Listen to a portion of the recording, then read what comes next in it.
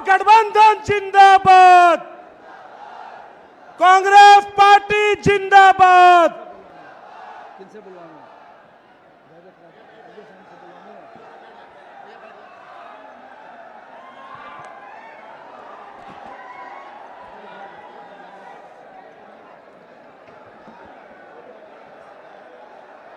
कृपया शांति बनाए रखें।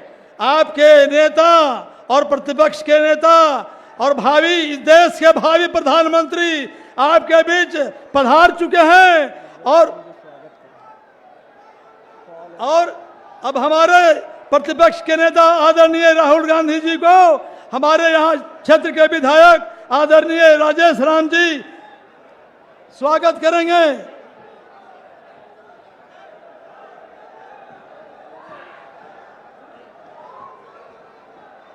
शांति बनाए रखिए, शांति बनाए रखिए।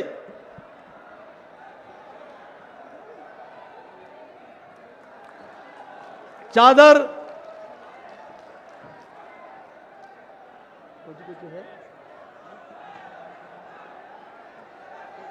सोल से हमारे प्रतिपक्ष के नेता राहुल गांधी जी को स्वागत कर रहे हैं।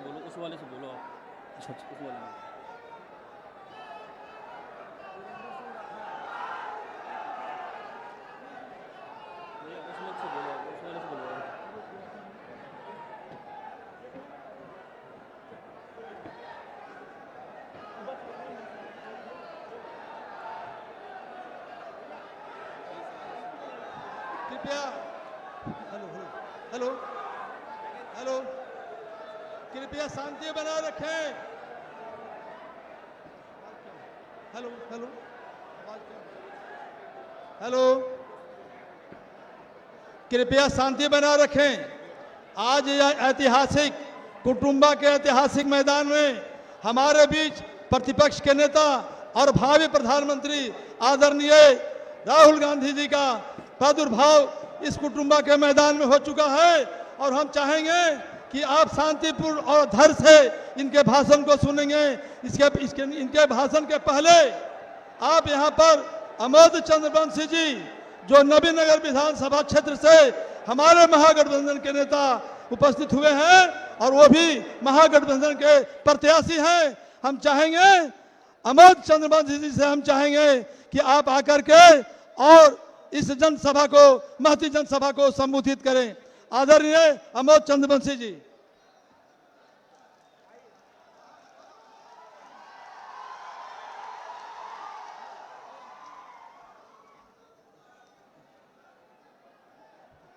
आदरणीय, इस कुटुंबा के ऐतिहासिक धरती पर इस देश के अगले प्रधानमंत्री हमारे अभिभावक बड़े भाई,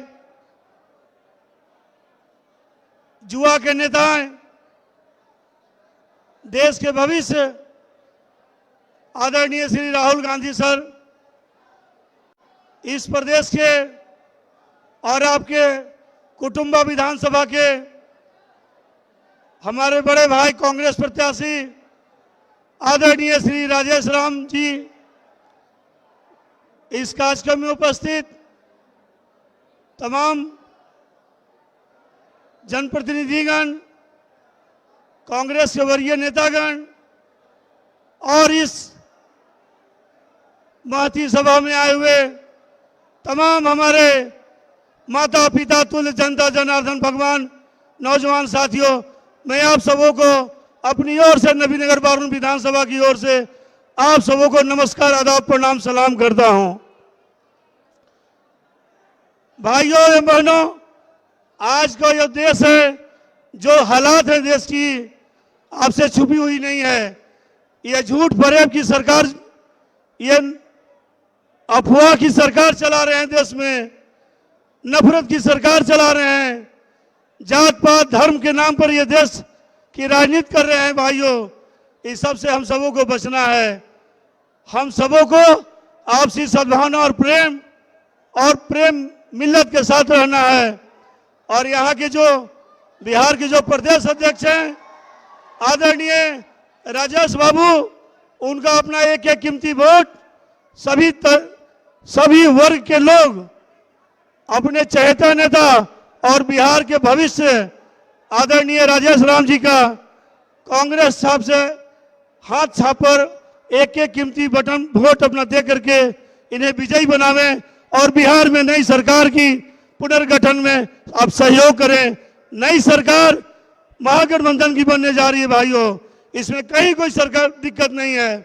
20 साल के जमी हुई निकम्मी और मौका पर सरकार को उखाड़ करके और फेंक दीजिए उसे, ताकि फिर वो कहीं दिखाई नहीं पड़े भाइयों।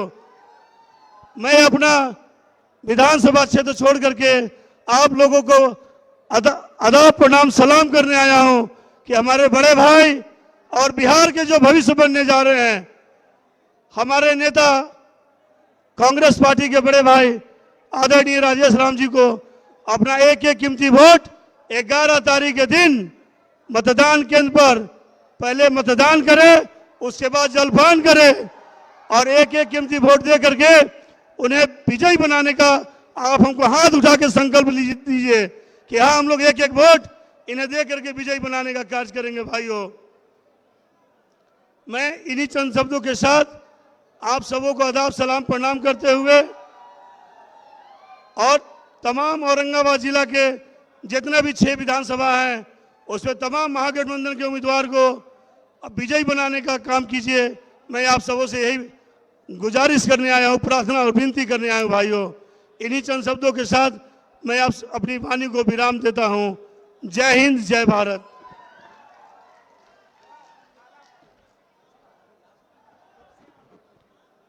अभी आप कृपया शांति बनाए रखें। अभी आप नबीनगर के महागठबंधन के प्रत्याशी और राजद के प्रत्याशी आदरणीय अमोद चंद्रवंशी जी को सुन रहे थे और अभी आपके बीच में हमारे इस क्षेत्र के विधायक और 2 बार से विधायक, तीसरा बार में विधायक बनने का सौभाग्य प्राप्त हो रहा है आदरणीय राजेश राम जी आपको सभा को संबोधित करेंगे। और एक बात और जान लीजिए कि राजेश राम जी केवल इस क्षेत्र का प्रतिनिधित्व भी नहीं कर रहे हैं बल्कि कांग्रेस पार्टी के प्रदेश के अध्यक्ष भी हैं और अगर इस बार ही जीत के जाते हैं और सरकार बनती है तो निश्चित रूप से आपको उप मुख्यमंत्री का पद भी इन्हें दिया जाएगा। तो अब आपके बीच में राजेश राम जी सभा को संबोधित करने आ रहे हैं। आदरणीय राजेश राम जी।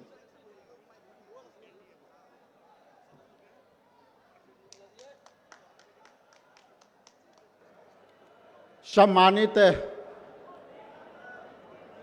कुटुंबा विधानसभा के हमारे लोकप्रिय मतदाता और मंच के संचालन कर रहे बैजनाथ मेहता जी और आप जिनके डिमांड था, बोलिए कि आपका मांग था कि नहीं कि राहुल गांधी जी को आना चाहिए, तो मैं चाहता हूं कि राहुल गांधी जी का आगमन मैं स्वागत करूं, उसके पहले हाथ उठा करके तालियों के गड़गड़ाहट से स्वागत करना चाहिए। मैं सम्मानित राहुल गांधी जी को इस कुटुंबा के ऐतिहासिक धरती पर स्वागत करते हैं, अभिनंदन करते हैं।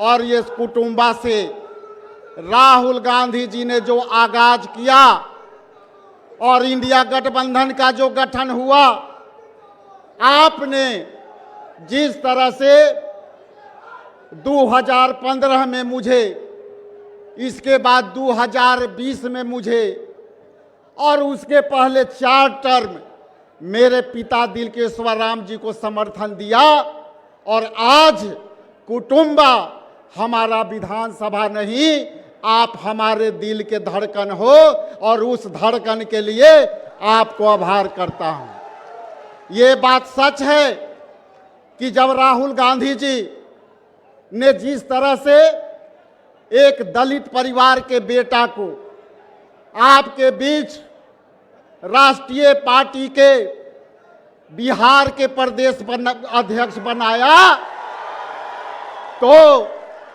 आप जानते हैं कि कुटुंबा के मान सम्मान बढ़ाने में आदरणीय राहुल गांधी जी ने आप हम भूमिका बिताई है। इसलिए आप यदि कुटुंबा के धरती यदि मान सम्मान बढ़ा है तो इंडिया गठबंधन और सामाजिक न्याय के योद्धा राहुल गांधी जी के चलते बढ़ा है।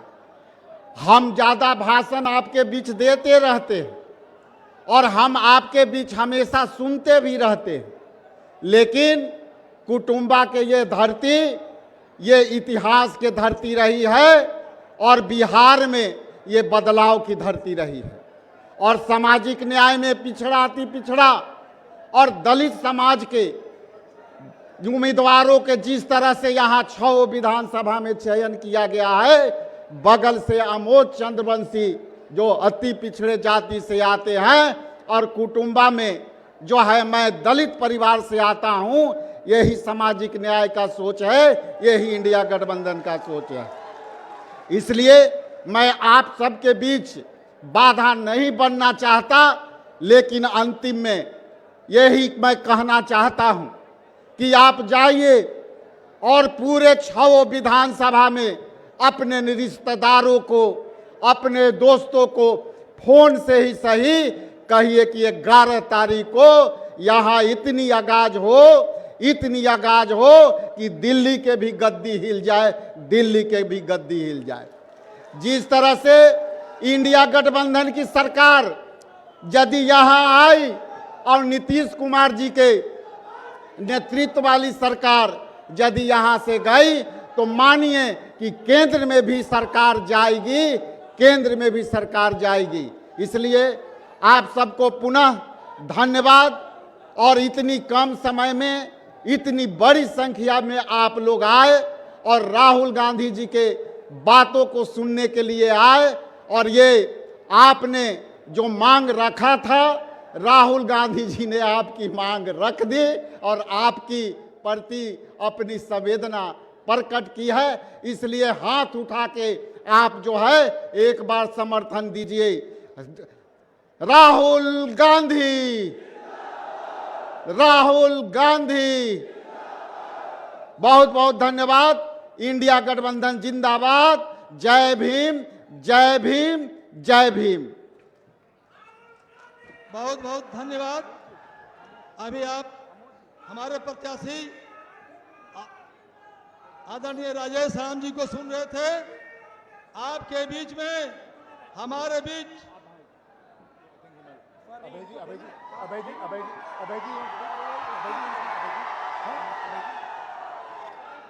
अभय जी कैन स्पीक आफ्टर मी।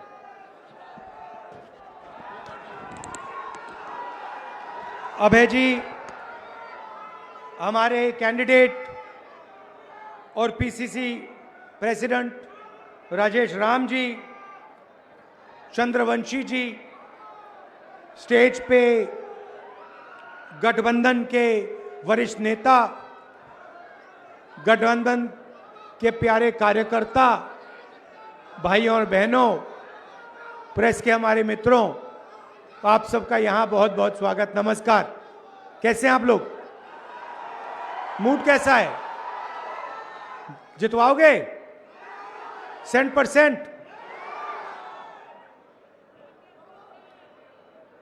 देखिए, देश में अगर आप देश की आबादी देखें तो तकरीबन 90% देश की आबादी या दलित है, महादलित है, पिछड़ा है, अति पिछड़ा है, आदिवासी है, अल्पसंख्यक है। 90% लोग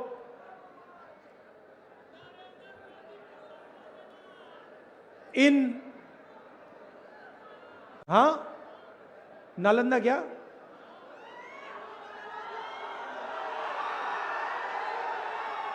नब्बे % लोग समाज के अति पिछड़ा, पिछड़ा, दलित, आदिवासी से आते हैं।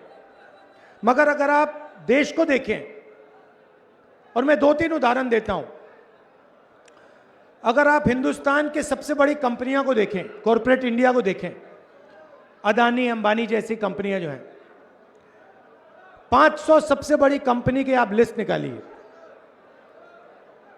और इसमें पिछड़ा, अति पिछड़ा, दलित, महादलित, अल्पसंख्यक आदिवासी को ढूंढ के निकाल दीजिए, आपको कोई नहीं मिलेगा,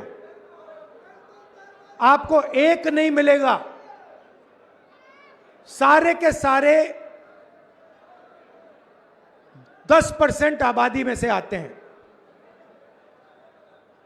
सारा बैंक का धन उनको जाता है,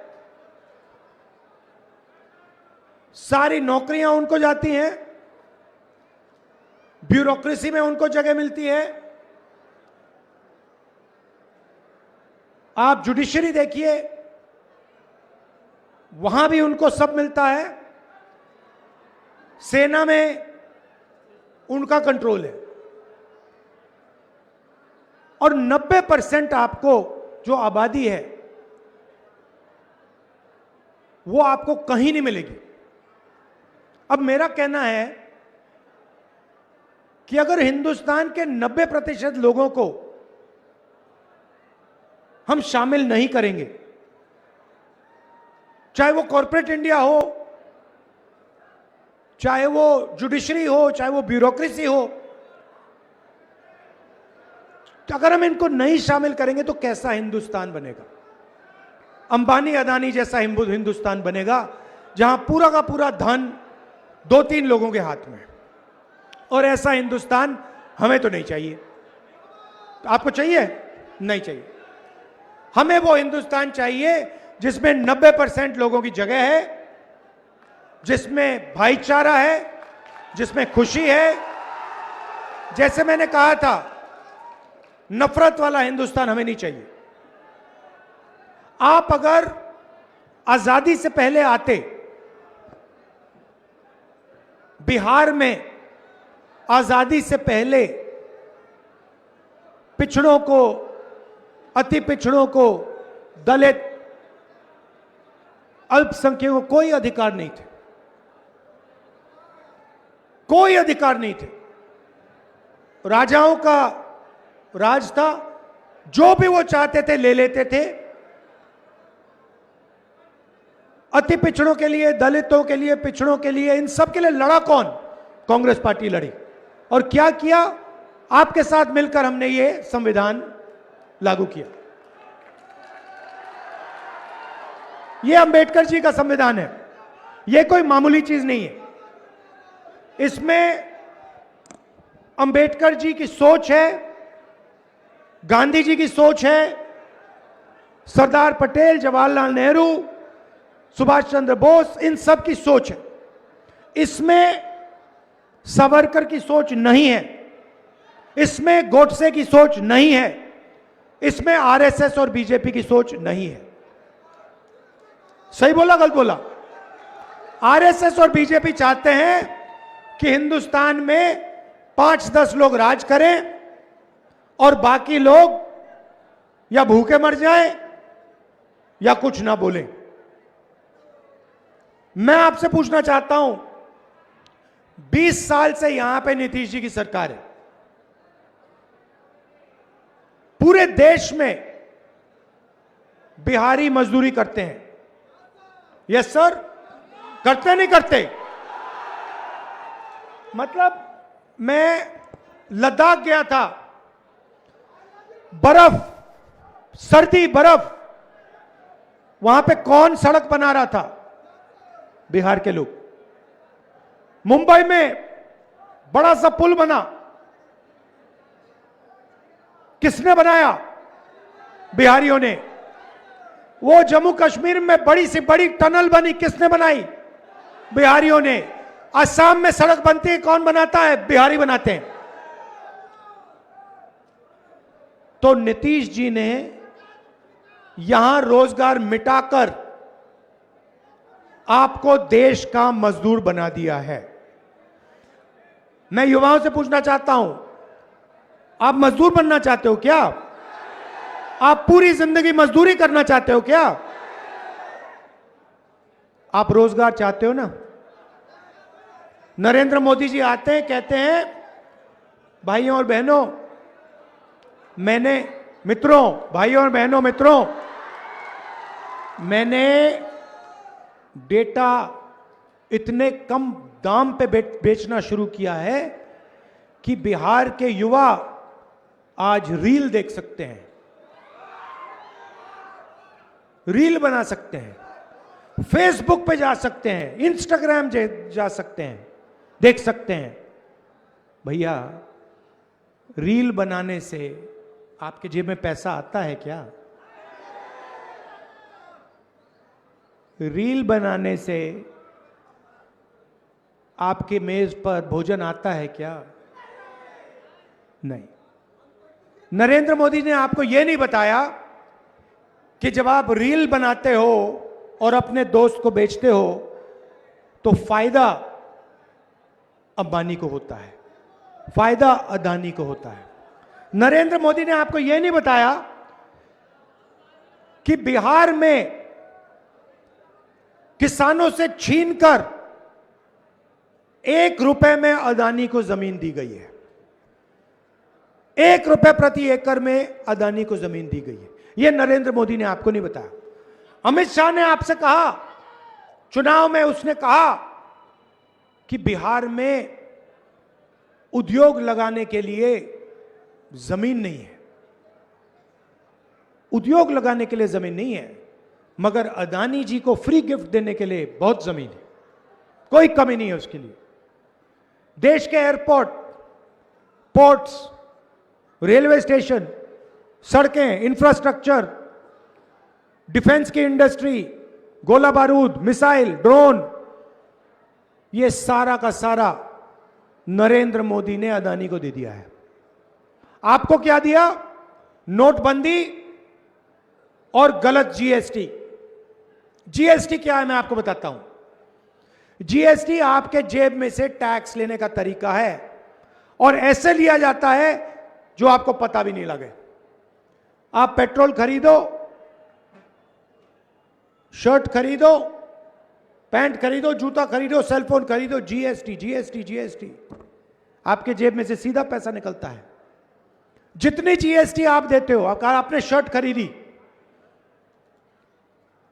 जितनी जीएसटी आप दोगे उतनी ही जीएसटी अंबानी उसी शर्ट के लिए देगा। वो है अरबपति।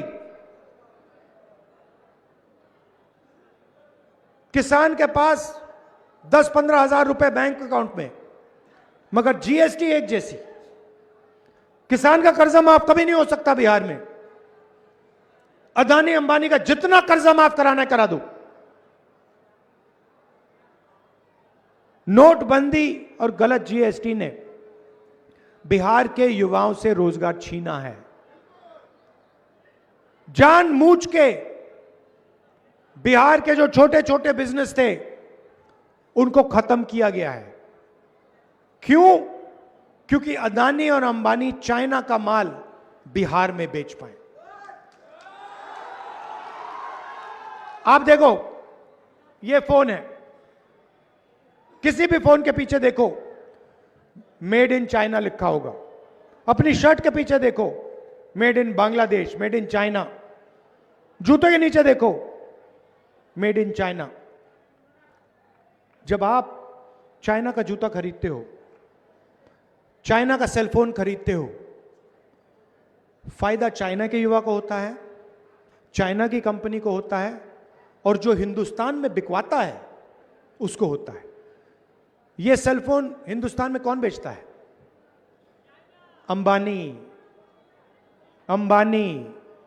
तो फायदा किसको हो रहा है? अंबानी को, अदानी को, चाइना के युवाओं को, चाइना की कंपनियों को, नरेंद्र मोदी को। लाखों करोड़ रुपए जो अदानी बनाता है वो बीजेपी को दिए जाते हैं। आप देख लीजिए, चुनाव देख लीजिए, टीवी देखिए, उनको कोई पैसे की कमी नहीं है। मैंने भी शुरुआत में कहा मीडिया के हमारे मित्र हैं, ये हमारे मित्र नहीं है, ये उनके मित्र हैं, नरेंद्र मोदी के मित्र हैं। पैसे की कोई कमी नहीं।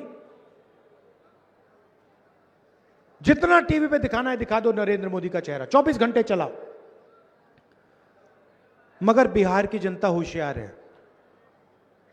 मैं आपसे सवाल पूछता हूं, यह फोन है, इस पे मेड इन चाइना लिखा है, इस पे मेड इन बिहार लिखा होना चाहिए? होना चाहिए नहीं होना चाहिए?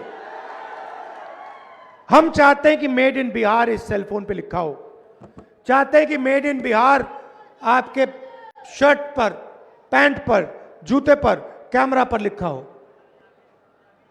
आप भूलो मत कि एक ऐसा समय था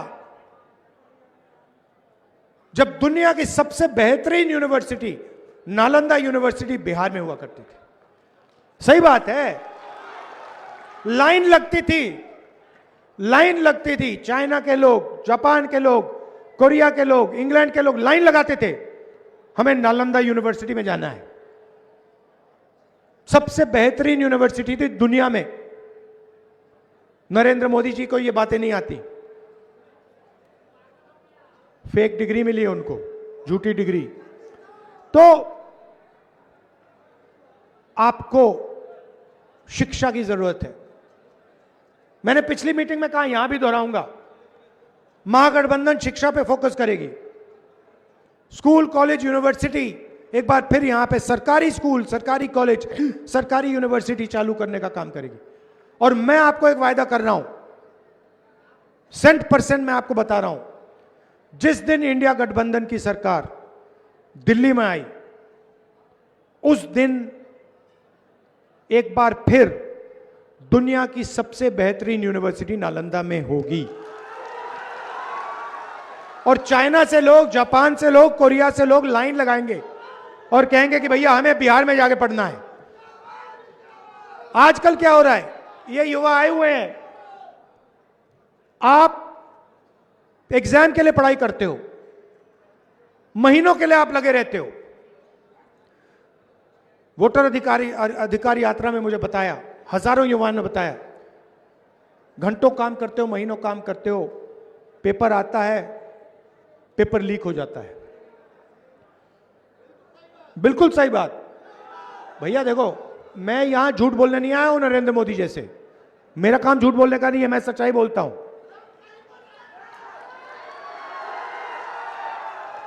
तो पेपर लीक होता है, जिनकी जानकारी होती है, जान पहचान होती है, जिनके पास पैसा है, उनको सरकारी जॉब मिलती है।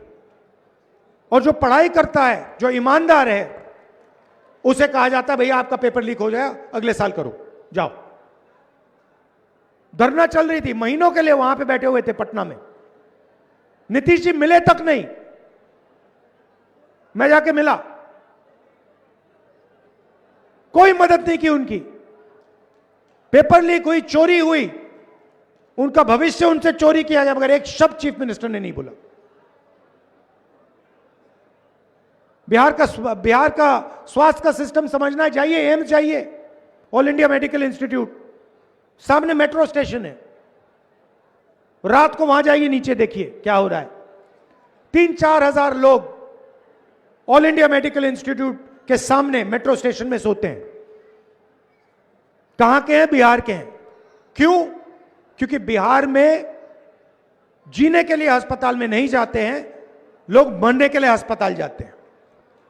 अगर आपको मरना है तो आप बिहार के अस्पताल में चले जाओ, मार देंगे आपको। तो रोजगार नहीं दिया, अस्पताल नहीं दिया, यूनिवर्सिटी कॉलेज नहीं दी, तो दिया क्या? कुछ नहीं दिया, भाषण करते रहते हैं। अच्छा, मैंने कहा नीतीश जी की सरकार है, नीतीश जी की सरकार ही नहीं है। जैसे टीवी का रिमोट कंट्रोल होता है, वैसे नरेंद्र मोदी जी और अमित शाह के हाथ में नीतीश कुमार जी का रिमोट कंट्रोल है। जो भी करवाना है करवा देते हैं, बटन दबाते हैं, नीतीश जी करते हैं। और यह मत सोचिए, बीजेपी ने नीतीश जी को पूरा कंट्रोल कर रखा है, दबा के पकड़ रखा है। नीतीश जी की सरकार अब बिहार में कभी नहीं बनने वाली है, खत्म हो गया काम, हो ही नहीं सकता अब।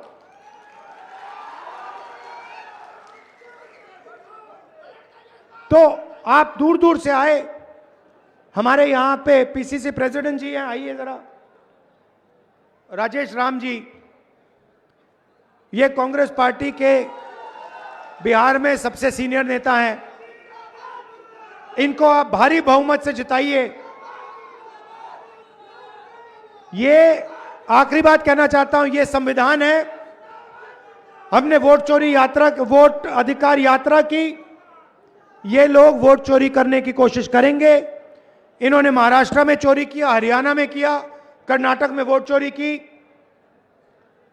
आपको सतर्क रहना है, पोलिंग बूथ पे ध्यान से रहना है।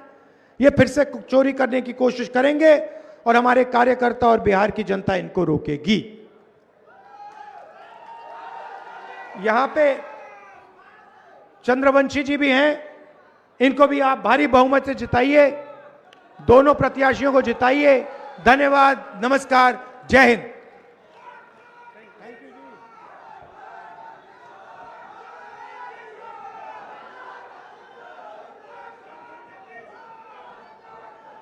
अभी आप राहुल गांधी जी को सुन रहे थे।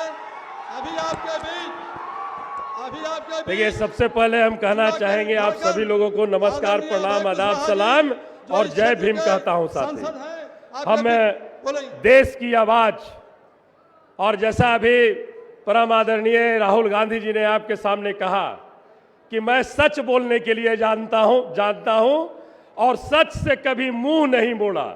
और मैंने लोकसभा में भी देखा कि जो भी प्रखर आवाज होती है सच्चाई की, ये सच्चाई पूरे देश के सामने रखने का काम करते हैं। साथी, हम इनका स्वागत करते हैं औरंगाबाद और देव की ऐतिहासिक धरती पर, गजना धाम की ऐतिहासिक धरती पर हम इनका कुटुंबा विधानसभा में हार्दिक स्वागत, वंदन और अभिनंदन करते हैं। एक बात साथी इन्होंने कहा है, एक बात इन्होंने कहा, इसे हम सब लोगों को गांठ बांध लेनी है। मैं एक नारा लगा रहा हूं, उस नारे को समझ करके आप साथ दीजिएगा। जो 90 की बात करेगा वही बिहार और देश पे राज करेगा। जो 90 की बात करेगा, जो 90 की बात करेगा, और 90 की बात परम आदरणीय राहुल गांधी जी ने आज कुटुंबा की ऐतिहासिक धरती से दे दिया है। और मैं माननीय राहुल गांधी जी आपको विश्वास दिलाता हूं, अब बिहार में 90% का ही राज होगा और देश में भी आने वाले समय में 90% के गरीब, गुरुआ, वंचित समाज, दलित समाज का राज होगा। ये 10% पूंजीवादी व्यवस्था जो देश को खोखला करने का काम कर रही है, 90% के लोग पूरी एकजुटता के साथ कड़ा मुकाबला करते हुए महागठबंधन को यहां पर भारी मतों से जिताने का काम करेंगे। और भाई तेजस्वी प्रसाद यादव जी को एक मौका देंगे बिहार को सेवा करने का, बिहार को बेरोजगारी से दूर करने का, महंगाई भ्रष्टाचार खत्म करने का एक मौका देंगे। हम आपका पुनः स्वागत करते हुए, अभिनंदन करते हुए, महागठबंधन के जितने भी सम्मानित साथी हैं उन सभी का अभिनंदन करते हुए और आप सभी लोगों को दिल की गहराई से अभिनंदन करते हुए अपनी वाणी को विराम देता हूं। जय हिंद।